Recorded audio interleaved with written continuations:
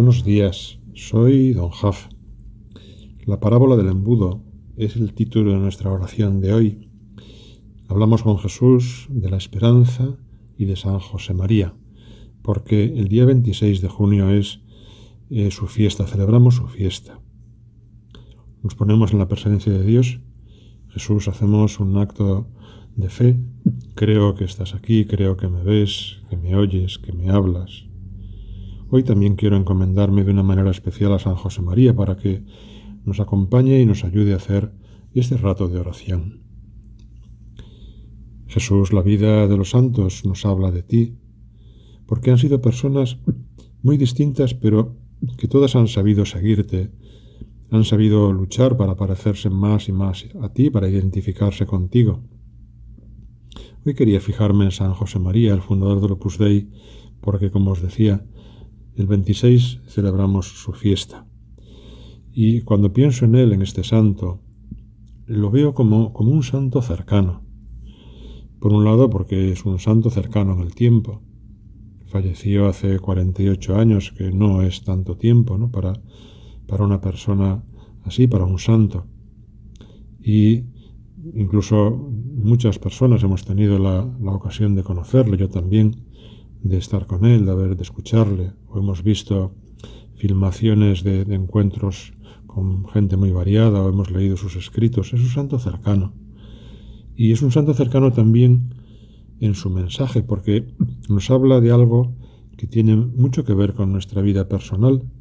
Nos habla de ese vivir con profundidad, con compromiso, la vida cristiana en las circunstancias normales de la vida de cada uno, en la familia, en el trabajo, en la calle.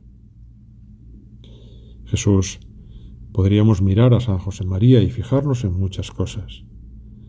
Quizá lo que más nos llama la atención es lo que decía ahora, ¿no? Ese mensaje de santificación de la vida corriente. Pero yo hoy quería pararme en la oración a hablar de la esperanza, de la virtud de la esperanza, también recordando algunas cosas de la vida de San José María. La esperanza es una virtud importante y quizá hoy de una manera especial. La esperanza es una virtud que nos habla de cómo es nuestra mirada. Estamos haciendo oración y podemos pensar un momento con el Señor en esto, ¿no? ¿Cómo es mi mirada cuando contemplo mi vida, la vida de las personas que quiero, mi trabajo, el ambiente en el que vivo? ¿Cómo es mi mirada? Jesús, tú sabes mejor que yo que hay miradas que solo saben ver lo malo, lo negativo. Parece que todo va peor que antes, que la juventud es peor que antes, que el ambiente es peor que antes, o que el clima es peor que antes, ¿no? Acaban siendo miradas quejosas, pequeñas. Por eso Jesús ahora en la oración te pido para mí y para todos la gracia de que nos cambies la mirada, la conversión de la mirada, que sepamos ver con tus ojos. Esto no quiere decir que tengamos que autoconvencernos de que las cosas van bien. La esperanza no es eso. Las cosas van como van y unas veces van mejor o van peor. La conversión de la mirada va por otro lado. Y se me ocurría un ejemplo, como una pequeña parábola que puede ilustrar todo esto. La he llamado la parábola del embudo. Y me refiero a cómo podemos ver la realidad a través del lado estrecho o del lado ancho del embudo. Si uno mira por el agujero pequeño del embudo, lo que ve es la realidad, es real lo que ve, y puede ir moviéndolo y puede ir fijándose en pequeñas cosas aquí o allá, pero la realidad que ve siempre es una realidad estrecha, pequeña. En cambio, si uno ve por el lado ancho del embudo, esa realidad se amplía, lo que tiene delante es lo mismo, pero lo ve de una manera distinta, mucho más amplia. Bueno, esto es la esperanza, agrandar la mirada, cambiar la forma de mirar. Una mirada que tenemos que saber dirigir cada uno a las circunstancias, a la realidad concreta en las que nos movemos, que vivimos, ¿no? Y preguntarnos, Señor, ¿cómo es mi mirada? ¿Necesito cambiar mi modo de mirar? Jesús, cuando pienso en esto e intento ver con tus ojos, me doy cuenta de que para un cristiano esa perspectiva se amplía todavía muchísimo más. La boca del embudo es mucho mayor porque también abarca la vida eterna. La esperanza nos lleva a ver las cosas con visión de eternidad, no solo con sentido positivo, sino con visión de eternidad.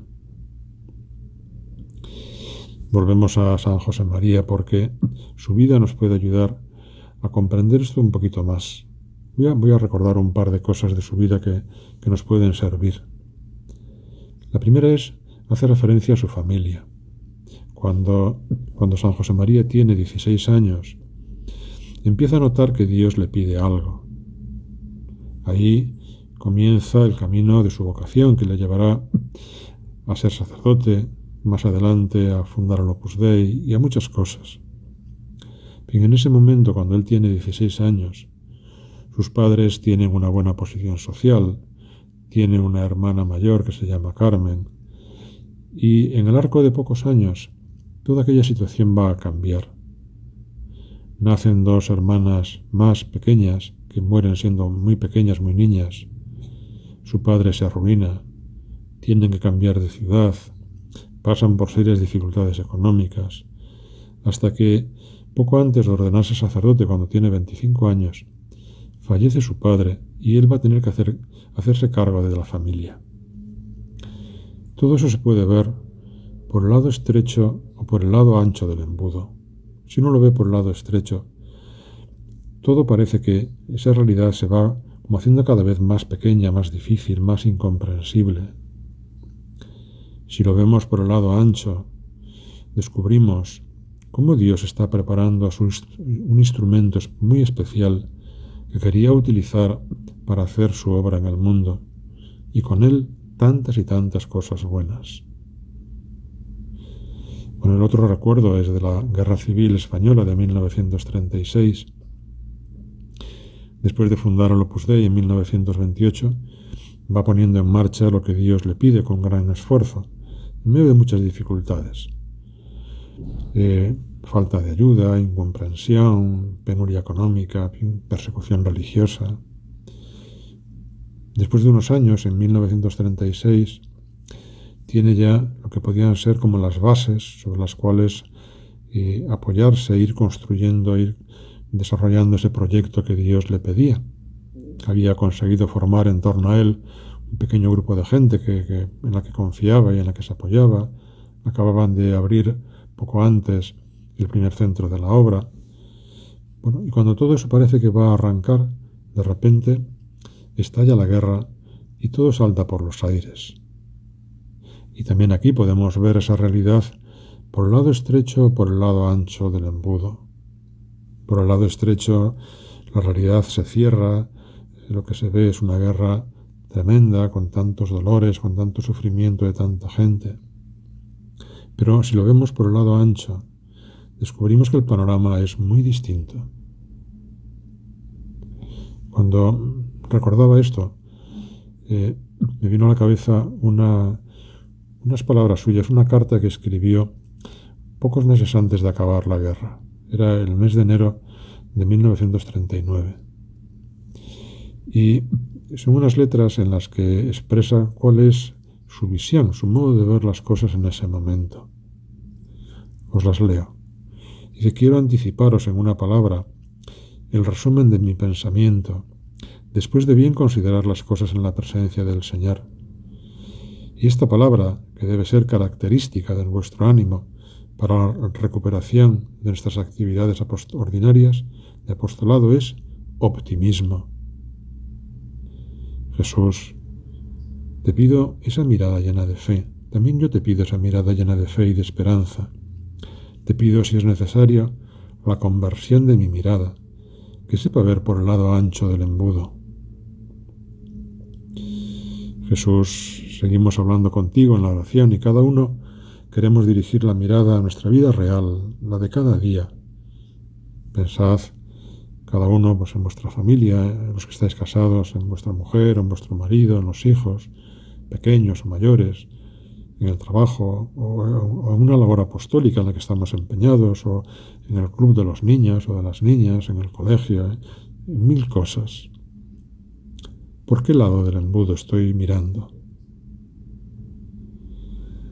Sabemos que la vida no es fácil, no siempre es fácil y bonita, que hay muchas cosas que no dependen de nosotros o que no podemos cambiar, pero el embudo sí lo tenemos en nuestras manos y podemos mirar por un lado o por otro. El recuerdo de San José María también me ha traído a la cabeza otras palabras suyas, muy antiguas. Decía: veo la obra proyectada en los siglos, siempre joven, garbosa, guapa, fecunda, defendiendo la paz de Cristo para que todo el mundo la posea. Y seguía un poco más, ¿no?